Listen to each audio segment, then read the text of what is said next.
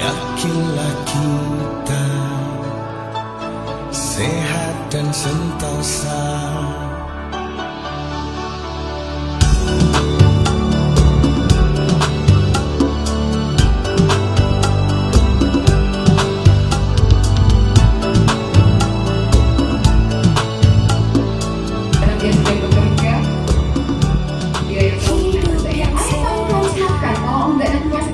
Nanti repot loh.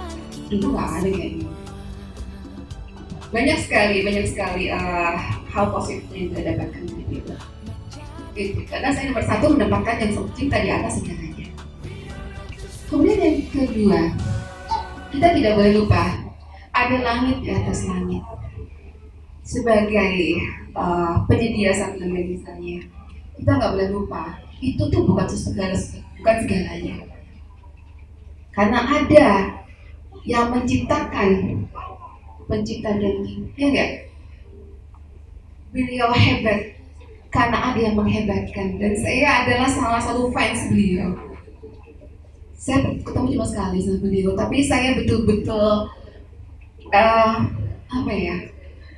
semua yang beliau sampaikan saat itu saya setujui, sepenuhnya saya setujui. Karena ketemu sama beliau tidak cerita banyak tentang bikin, tapi beliau cerita tentang parenting, cara mendidik anak, dan saya betul-betul suka. Saya melihat beliau begitu humble ya, rendah hati, tidak merasa sebagai pemelokor luar biasa. Ada yang menciptakan pencipta bikin, ganti yang paling hebat adalah tetap yang di atas. Ada lagi di atas langit. Ini yang saya sering temukan biasanya terapis atau penyedia sakramennya merasa sebagai yang paling hebat. Itu yang dia punya. Kemudian, punya visi yang sama dengan pasangan.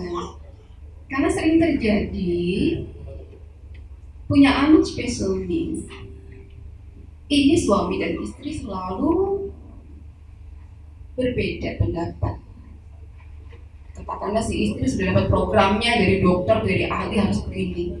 Sampai rumah si suami bilang, udahlah nggak usah gitu-gitu amat. Gimana sih? Soalnya kemarin saya ada diskusi sama Mbak Devita, kenapa kita, aduh suami saya bisa nggak ya? Sekarang kan datang Mbak.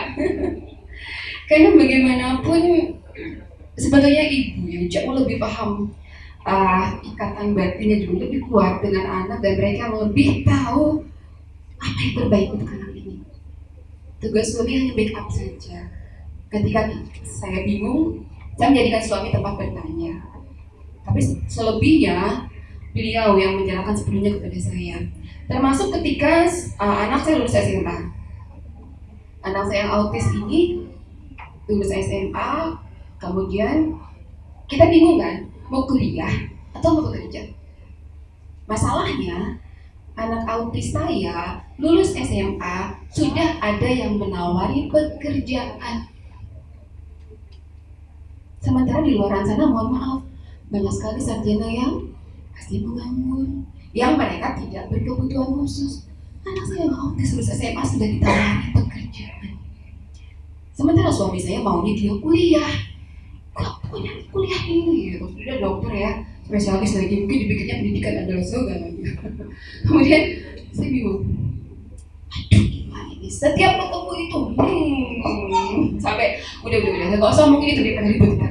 Saya nggak mau pilih melayang. Kemudian tiba-tiba saya diberi kemudahan oleh yang di atas untuk menyampaikan kepada suami saya. Saya bilang begini, saya sudah bertugas mendampingi dia menjadi seorang pelajar sampai lulus SMA misalnya, udah punya ijazah. Padahal dulu ahli ada yang bilang, Bu Iin, Fahmi cuma mampu sampai kelas 4 SD saja. Jadi ibu jangan terlalu berharap banyak ya pada anak ibu. Kalau saya langsung telan mentah-mentah, itu saya down banget, atau sejatuh-jatuhnya, frustasi. Tapi kalimat-kalimat negatif tidak pernah saya simpan baik-baik kecuali sebagai pencetus motivasi saja. Ternyata dia bisa SMA kok.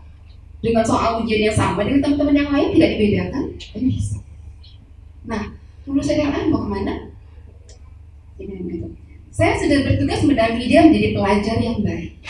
Karena ibu paling besar peranannya adalah mendampingi dia bisa SMP, bisa SMA. Itu waktu mau ujian, kalau mau UN itu 3 bulan saya benar-benar gak ngapa-ngapain selain merangkum itu buku-buku soal UN yang berjajar di sekeliling saya. Saya rangkum satu bab, saya buat menjadi satu kertas kecil dengan beberapa kalimat saja.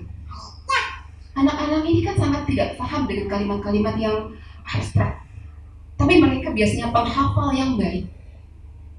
Saya cuma beli kertas kecil, Fahri hafalkan. Simbiosis adalah mutualisme ini, parasitisme ini, kompensasi ini, cuma itu saja. Apa yang dimaksud dengan ini? Sudah, nggak perlu. Ijazah juga nggak dipakai kok sebetulnya, ya nggak? Jadi saya biarkan 3 bulan, saya nggak punya me time, nggak itu, nggak shopping, nggak. Bayangnya perempuan nggak shoppingnya tersiksa banget ya. Tapi demi anak saya rela nggak shopping. Ternyata dia lulus. Saya bilang ke suami, kalau sekarang dia kuliah, saya akan memperpanjang tugas saya mendampingi dia menjadi seorang pelajar yang baik 5 tahun lagi sampai dia lulus. Ini sekarang ada tawaran bekerja. Berarti tugas saya mendampingi dia menjadi seorang pekerja yang baik itu banding 5 tahun lagi. Kalau saya dilatih, kalau sekarang kan saya langsung berubah tugasnya menjadi seorang mendampingi dia menjadi seorang pekerja yang baik. Kan sangat berbeda. Mendampingi anak spesial yang menjadi pelajar dan bekerja itu jauh berbeda. Sebagai pelajar banyak yang permisif sama dia, oh gak apa-apa. Bagian Nuri kok ya, sih dia nggak. Bekerja kan mereka yang bayar. Kalau anak saya begini begitu, yang pelajaran tidak suka kan masuk soal. Nanti yang lain. Nah, saya bilang sama saya, apakah ada jaminan saya masih hidup 5 tahun lagi? Tidak bisa jawab kan? Begitu jawabnya. Akhirnya mulai 1 Agustus dia begitu lulus SMA, ijazahnya belum dapat, dia langsung jadi seorang chef. Jadi itu sama pasangan itu biasanya harus sama satu suara. Nggak bisa kita kalau dipakai emosi bisa kita mungkin manajemen komunikasi intinya saling bantu, saling dukung, saling memahami. Jangan udah ngurus anak urusan kamu lah, urusanku cari kerja. Ya benar sih memang, tapi kan nggak itu juga. Meskipun suami saya itu nggak tahu sekolah anaknya di mana. Pernah aku nganterin SMP kelas 3, anaknya di sekolah 9 tahun di lokasi itu. Mau pulang, temannya rumahnya di sekolahnya. Ditanya nih, saya pengen tahu, kamu nggak sekolah anak saya? Terus, om, mau mana om? Loh, kan sekolahku, sekolah kamu, rumah kamu di sekolah kan? Iya. Di sana kan? Bukan om, di sana. Dia nggak tahu SMP anaknya di mana, 9 tahun sudah sekolah di SD di situ. Itu nggak ada masalah, nggak ada masalah. Terus siapa yang harus bukan buat apa gitu. Jadi kita harus saling bantu, saling memahami proses masing-masing. Kemudian buat program yang baik. Nah, punya anak autis itu luar biasa buat saya, sesuatu yang harus saya manfaatkan. Saya manfaatkan benar loh. Karena mereka ini kan kaku, autis, ADHD, sebetulnya sama semua juga.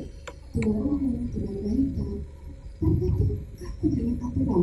Habis ini, habis ini, enggak? Mungkin dari ibu bapak yang ada di sini mungkin pernah melihat hal itu.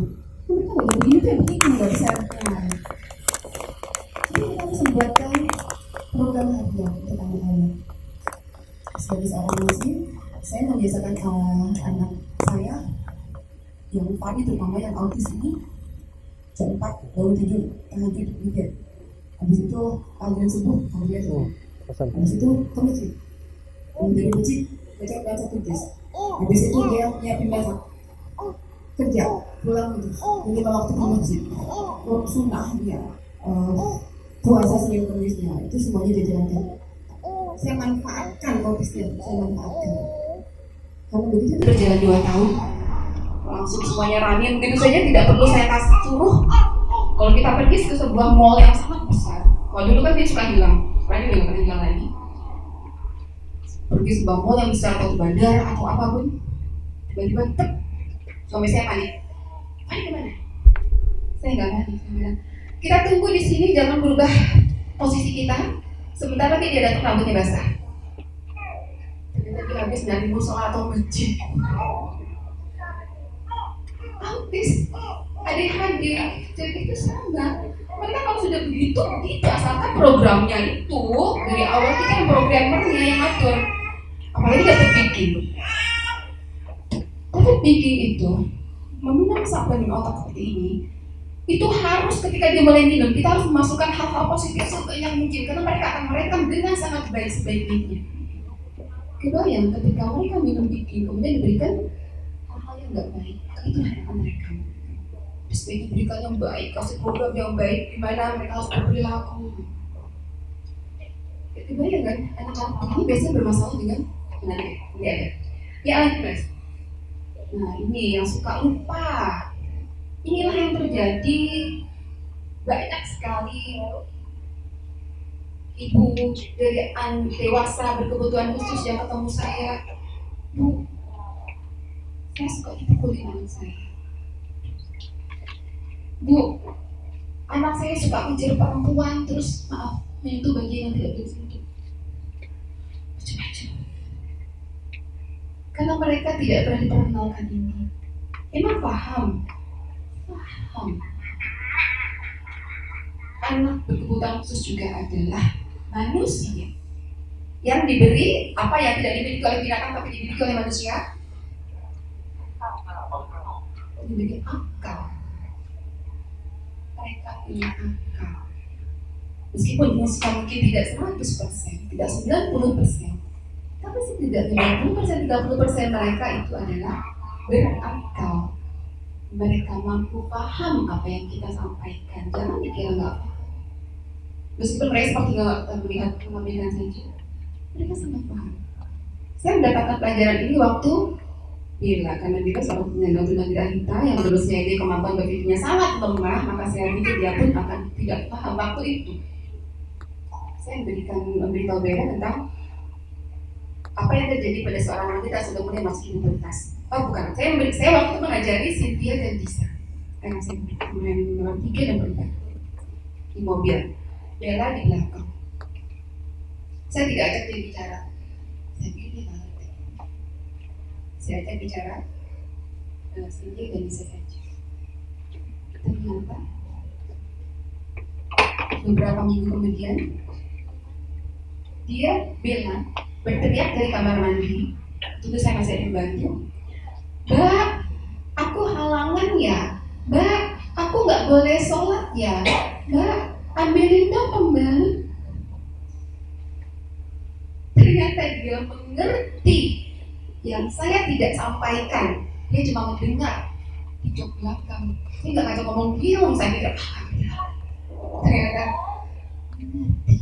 dari situ saya selalu sampaikan ke siapapun ibu yang datang untuk berkonsultasi ke saya. Anak ibu akan paham. Jangan khawatir, ibu akan sampaikan sebaik-baiknya. Baik dan buruk, apa yang baik, apa yang buruk, sampaikan. Masa ada anak laki-laki sudah 22 tahun, sudah berjamur, sudah berkumis. Kalau pergi ke mall yang dia kejar adalah food court dan dia ambil makanan di piring orang. Kemana ini orang anak masih kecil dan melakukan itu pertama kali? Tidak diberitahu kalau itu, tidak diberitahu itu salah. Jadi pekerjaannya sehari-hari itu sekarang ibunya selalu berurusan dengan satpam. Di rumah pun begitu. Pintu pertama terbuka, dia masuk meja makan ngambil laptop. Oh, anaknya masih kecil, mungkin lucu ya, ini nggak apa-apa. Udah gede, kayaknya dia mau menerima seperti itu. Dia sering lupa. Salah dan benar. Udah deh nggak apa-apa deh, kamu berkebutuhan khusus nggak apa-apa, nggak apa-apa. Udah puluhan tahun baru ibunya datang ke saya, Bu, tolong. Saya bilang maaf, saya tidak bisa, karena nanti terapi saya dipukulin sama anak ibu. Saya langsung perbaiki dulu. Terpaksa menolak. Kemudian lanjut. Menjadi ibadah. Karena tidak semua ABK itu memperoleh jaminan surga. Tidak semua. Siapa bilang mereka jaminan surga? Kalau mereka tidak pernah Perkenalkan siapa yang menciptakan mereka. Kenapa mereka harus berbuat baik? Kenapa mereka harus meninggalkan yang buruk, yang salah? Ya, tidak jaminan. Apalagi banyak orang yang terzolimi karena kelakuan anak kita. Bukan jaminan kan? Makanya tetap mereka harus dididik bagaimana cara beribadah. Meskipun mungkin kayak Bella sholatnya 1 rakaat selesai salam. Dia sholat apa Bella juga berapa rakaat? 2. Allah tidak membebani melebihi kemampuan hambanya. Sebisanya itu. Kenapa kamu harus sholat? Kan disuruh Allah kan? Itu yang saya mau. Ketika nanti ditanya, dijawab bisa di padang mahsyar. Ketika anak saya ditanya, siapa aku? Allah yang bertanya, siapa? Maka Bella bisa menjawab. Tapi kalau tidak bisa menjawab karena orang tuanya tidak pernah perkenalkan siapa itu yang menciptakan dia, bukan jaminan surga. Karena Allah akan minta masuklah engkau ke dalam api. Itu ujian pertama bagi orang yang tidak paham tentang agama, tidak mempunyai pemahaman seperti kita. Maka dia akan masuk ke dalam api kalau dia patuh. Tapi kalau nggak patuh, aku tidak paham. Kalau yang patuh begitu masuk ke dalam api, maka akan masuk di angkat ke surga. Tapi kalau yang tidak patuh, masuk ke tidak diangkat ke surga. Ini tahun berapa ini saya lupa. Kami bertiga pernah masuk harian surat kabar di kota Bogor waktu bulan Ramadan. Saya berapa kali masuk ke koran ini sampai saya sering nolak. Maaf, saya udah pernah deh, coba dicari yang lain. Dan ini tanggal 1 Ramadan saya ingat sekitar 2 tahun yang lalu. Bu In mau nggak berbagi cerita tentang bagaimana mendidik anak-anak itu yang spesial needs untuk menjadi hamba Allah yang baik. Ini mereka bertanya bagaimana cara menjadi puasa. Buat saya itu nggak masalah karena dari Fahri umur 9 tahun, Bella umur 13 tahun, karena Bella baru mampu 13 tahun, mereka sudah berpuasa penuh 30 hari. Apalagi yang autis itu ya, itu saya manfaatkan autisnya. Jadi saya kan bilangnya reward and punishment. Anak-anakku, kalian berempat yang nggak hatam Quran nggak boleh ikut mudik ya. Saya kan tegas banget menjadi orang mereka. Ikut mudik ya, mereka mau banget. Dan Fahri apa yang terjadi? Saking pengen dia, aku ditinggal sama mamanya. 6 hari pertama dia sudah hatam 30 juz. Artinya apa? 1 hari 5 juz. Saya juga bingung.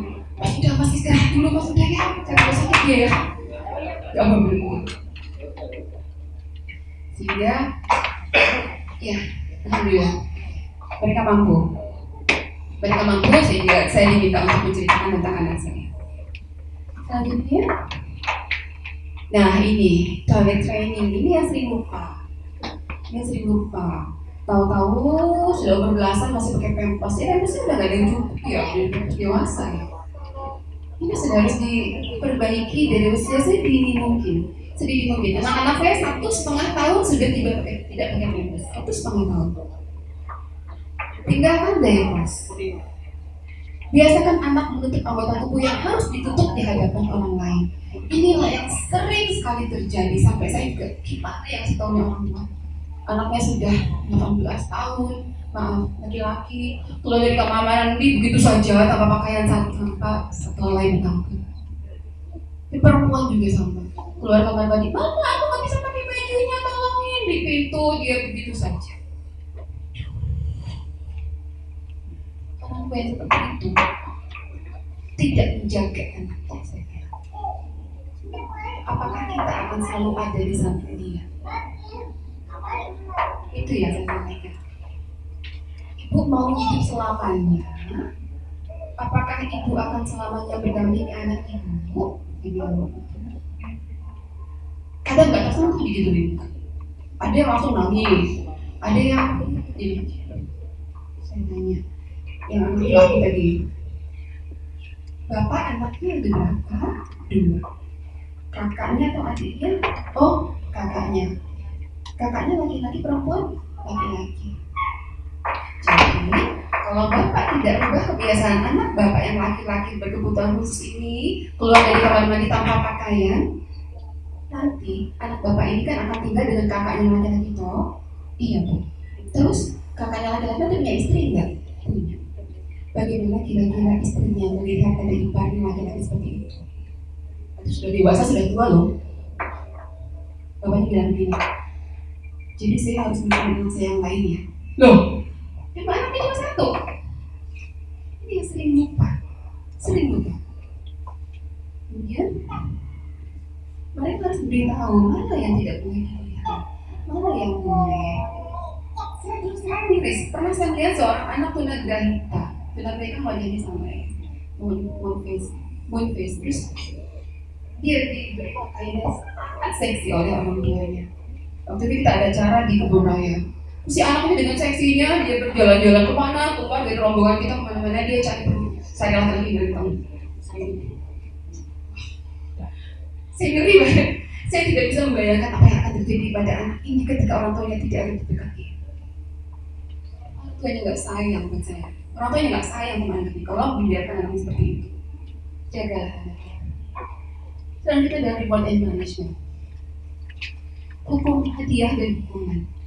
Ini yang paling mudah digunakan untuk mendidik anak berkebutuhan khusus.